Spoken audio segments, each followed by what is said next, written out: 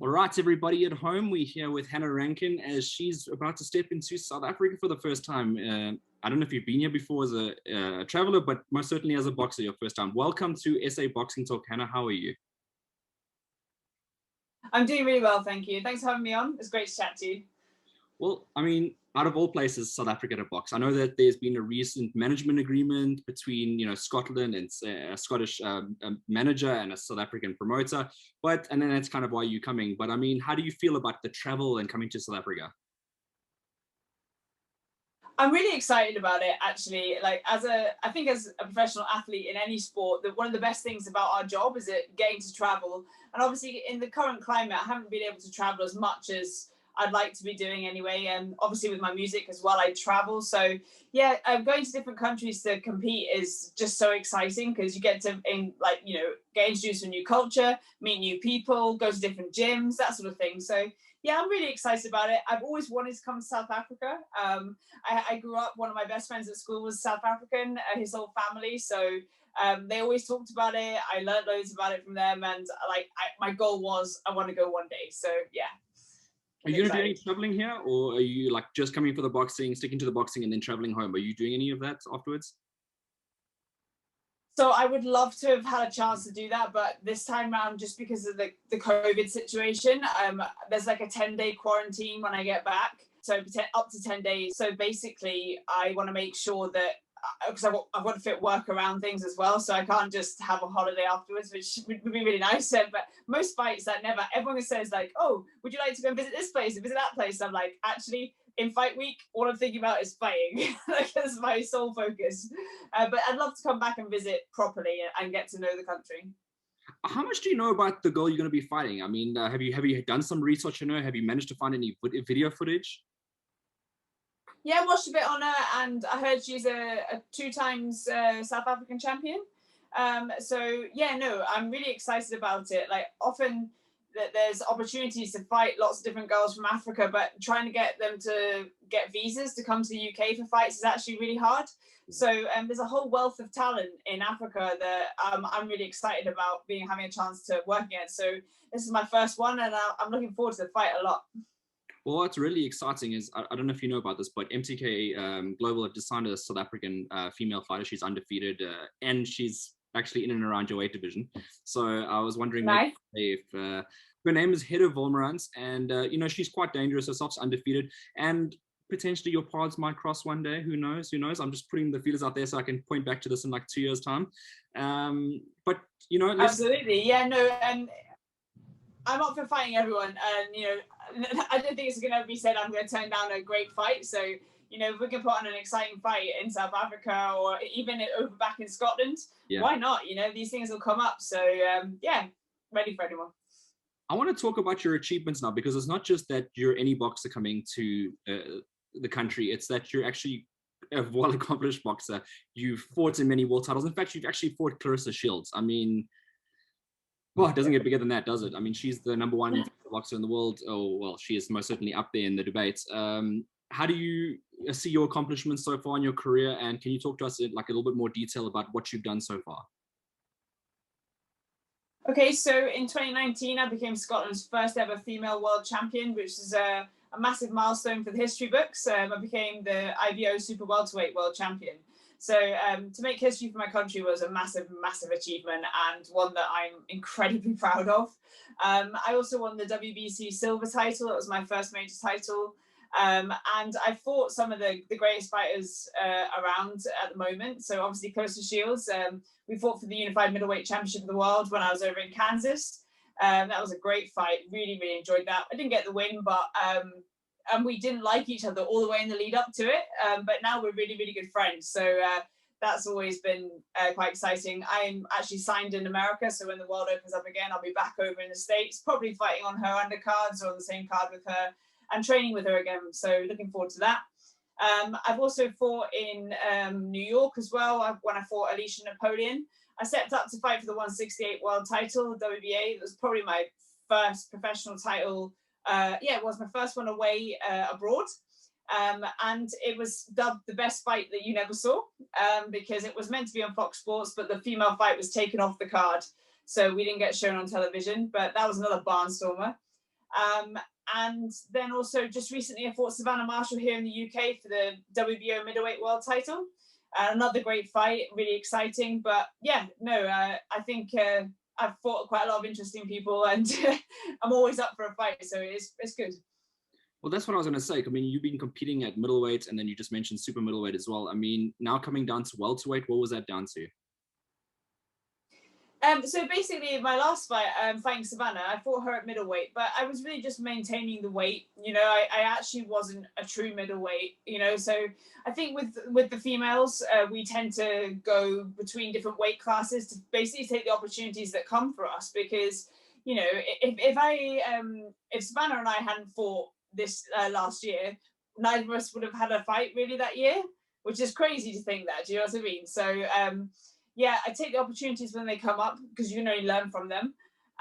But yeah, no, I've always wanted to come down to welterweight. I always thought it'd be a great opportunity for me. 154 is where I won my world title.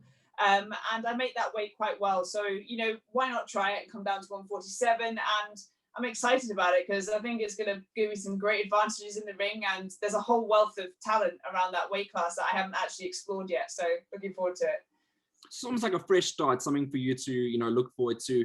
And I wanted to also go on that topic where, in terms of sparring, do you spar females and males or primarily just females? No, I spar guys and girls, especially for the last fight with Savannah. I was fighting a lot of the lads because obviously we were fighting in middleweight. So in the UK here, there's not that many female fighters in comparison to other places in the world. So you do have to mix it up with the guys as well. I think it's good to do both because there are attributes that both have. Like when you get in with the girls throw different shots and combinations to some of the guys, and guys are just naturally faster, more explosive. So, you know, you've got different things to work with. So I like to mix it up with the guys and the girls. And obviously then you have a great understanding of sort of speed and power. There's a whole bunch of different elements that you mix in. I wanted to talk about your coach because your coach as well has been he's been by your side for quite a while now, and he's been working with you. He actually says he prefers, I actually saw another interview earlier where he said that he prefers to train a female fighter because there's less egos. I mean, I wanted to get your points on that topic. Do you agree with that? Yeah, so obviously myself and Noel, we've been training since I turned pro. He got his professional license to actually take me pro. So he's worked with a lot of other fighters, but he got his professional license to take me professional. And so we've really come from nothing to winning that world title together, which was an amazing achievement. So yeah, I think he said it's easier to train us females because, you know, we just want to, we're desperate to learn and we're very pernickety about things and very focused and driven. And I think as a female fighter, you feel like you want to prove a lot and get out there and do whatever you can in the sport. So I think he appreciates that sort of mindset. We're very similar, so he has to kick me out the gym at times because I'm always constantly in here. But yeah, I think he appreciates that sort of diligence. I'm never late for training, that sort of thing. Well, that's a good thing to have because no one really wants to work with the person that isn't doing all the things and gives you a headache. At least you give headaches for different reasons, a good reason. Yeah, absolutely. I want to ask you as well, like, I mean, if you look at, you know, the future and dreams, everyone says world champion, you've already achieved that. What would you like to do next in terms of big goals? So my next goal, my thing that I'm most focused on is becoming a two-weight, 2 times world champion. So my goal is to become world champion at welterweight. My goal is this year to hopefully have 2-3 fights, maybe pick up a title, and then by next year hopefully be in the right sort of position to set myself up for a go at a welterweight world title. Whoever's at the top by that point, we just don't know because boxing changes every day. So, but yeah, I want to be in that position where I can fight for the world title at welterweight, and that's my goal right now. And who did you look up to when you were young? I mean, like when you get your inspiration for maybe your fighting style or just people that you used to like watching, who was that? So basically I came to boxing really late, you know, around about the age of 23. So I didn't have an amateur background. I came from white collar boxing, actually. I was just doing boxing for fitness. But when I was younger, I used to do taekwondo, and my taekwondo coach, Mr. Mahoney, he was my hero. I thought he was the coolest guy in the world.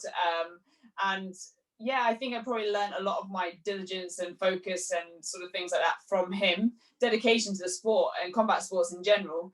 So I used to really look up to him. And when I first started sparring with the pros, just before I turned pro, I met Michaela Lauren. And she's a 6 times world champion at super welter and from Sweden. And I really, now I look at her like my big sister in the sport. She really inspired me. She's like boxing's original badass lady. Like, she just was so cool. And I just love watching her fight. She brings it every single time. And like, that's the warrior mentality. So yeah, no, I was really inspired by her as well when I first started out. Well, if you think about her as an inspiration, it's not a bad one to have in the gym. But I wanted to get your take on, because there is a sort of a movement happening where less and less people are taking like amateur experience, and you know, they sort of don't come in with all the mistakes that some of the amateur coaches teach the boxers. They come in with a sort of a professional boxing mentality, because they are 2 different sports in their entirety. Like the styles and the way boxing goes is completely different. Did you feel like you benefited maybe from not doing amateurs and maybe doing a little like a few white collars here and there? Well, I think for me, actually, like I've always had a sort of a pro style. That's just the way that I boxed when I first started. When I started boxing, obviously with my coach Noel Callan, but then also Derek Sweet D Williams, who's a former heavyweight boxer, and he trained quite a lot in America. So I ended up with quite a hybrid style between the sort of European and American style of boxing. But it was definitely not an amateur style. And when I wanted to go pro, and my coach originally, he first said, no, I think you should go to an amateur club. You know, it's a good way to set yourself up. I was like, I don't want to really, because I like my team. I like what I was working with. And so I just went down the pro route. But I think it's really good to have a good base in boxing, and that's what amateur boxing gives you. It gives you that experience, and the experience of competing numerous times. Because when you come, like for myself, when I've actually fought 15 times now, and 15 times, but like there's that, and then I've had 6 white collar fights or something. So you know, that compared to somebody who's had maybe 50, 60 fights as an amateur, you know, my performance in the ring is like a lot, like I've done a lot less times. You want to go and train that. I'm not against people doing that. I think it's a good idea.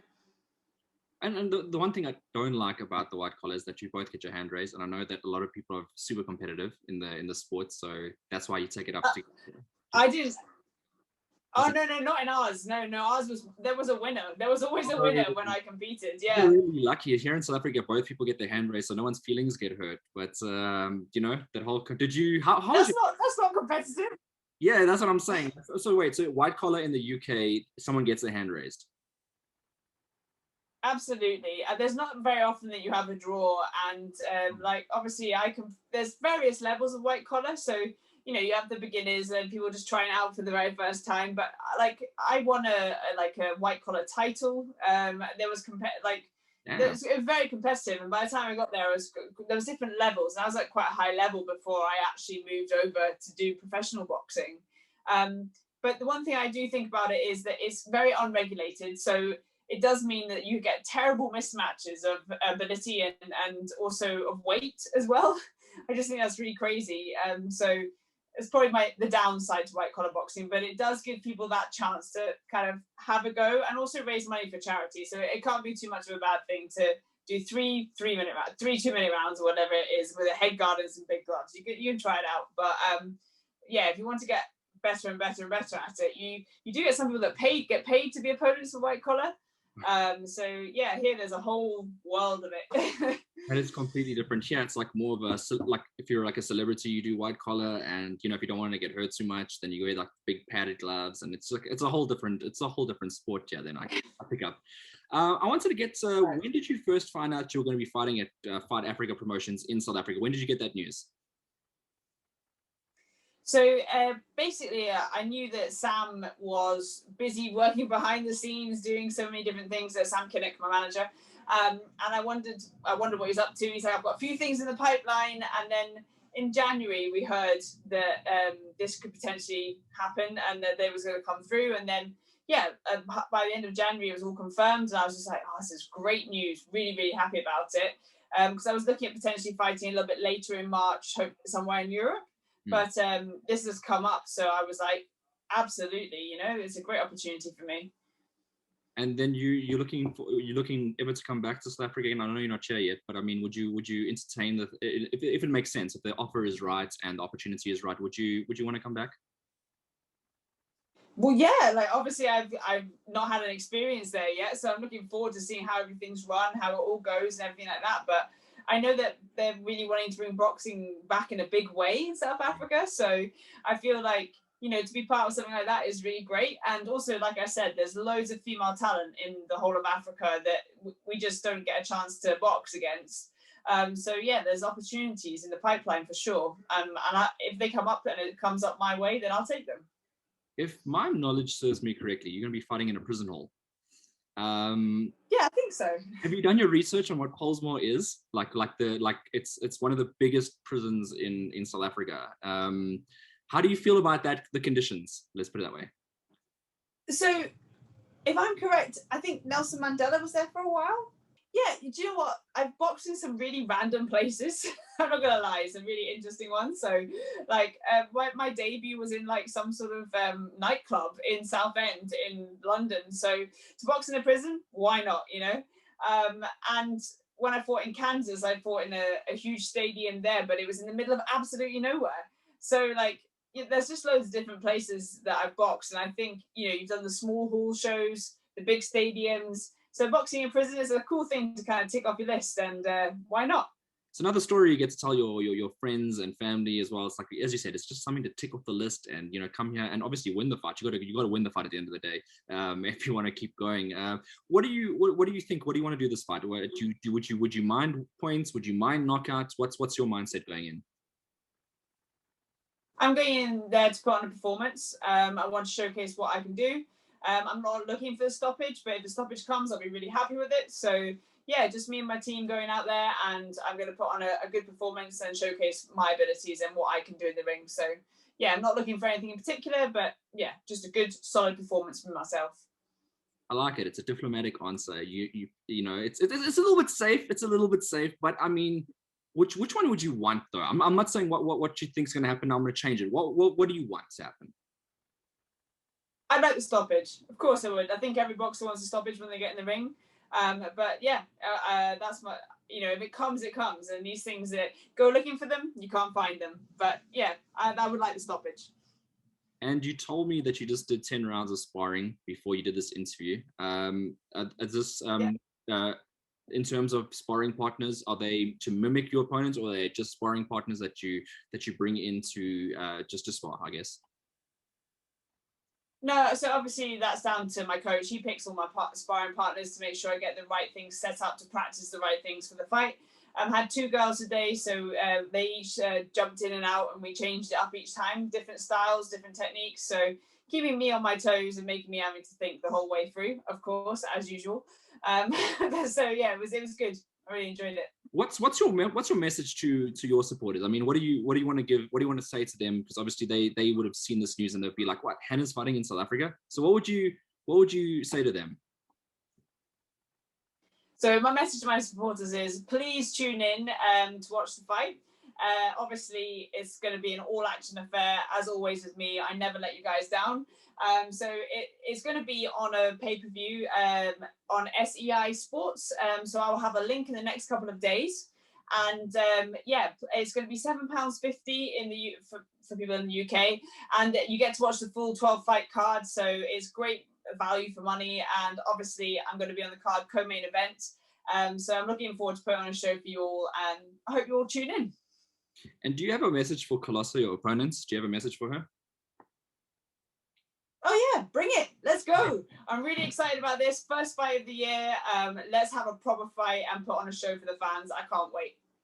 You seem like a really nice person, and it's an honor to meet you. And I wish I could be in Cape Town for the fight, but I'm based in Johannesburg, so I'm not going to make it. But I will definitely watch you on TV, and all the best for the fights. Yeah, no, thank you so much for getting in touch today. And I know we've had a few problems setting everything up, but yeah, thank you, and thanks for getting a bit of my story across to everybody in South Africa. I'm really looking forward to coming over.